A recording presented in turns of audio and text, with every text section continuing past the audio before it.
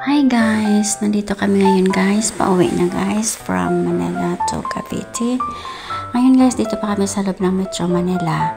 Ang kagandahan ng guys sa mga oras na ito ay kahit na medyo matraffic siya, pero marami kang makikita dyan na malalaking lorries sa kabila. Alam niyo guys, sa umaga wala naman mga lorries dyan eh. Siguro may mga time lang sila dyan na pwede silang dadaan sa ganitong mga daanan.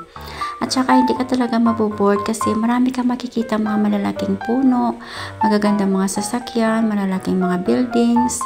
Yun lang guys, sabi daw nila ang Manila daw poor, pangit kasi daw nasa third world country. Pero guys, alam niyo naman, nakita niyo naman yan guys, magaganda naman yung mga sasakyan dyan.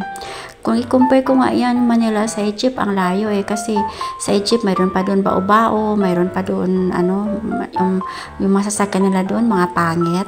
Alam niyo sa within the city na malapit sa pyramid, makakita ka pa doon ng mga pangit na mga sasakyan. Hindi naman ako guys na nagko-compare ako guys, no? Pero talagang Manila talaga maganda naman talaga yung mga dito, makikita dito eh.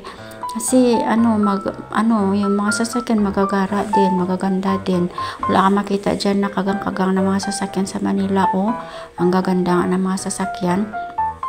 Kahit yung sa airport sa Egypt, ang airport nila, naku Diyos ko, grabe, lumang-luma na. Tsaka mayroon pang mga yung smoking, wala silang smoking area eh. Lahat na lang pwede sila mag-smoke doon. Yung sigarilyo nila kahit saan lang, wala. Samantalang sa atin, yung airport natin, ako, free of smoke yun. Ako, ang ganda pa. Kaya guys, ako ang Pilipinas talaga, may pagmalaki mo talaga yung Pilipinas sa buong mundo guys.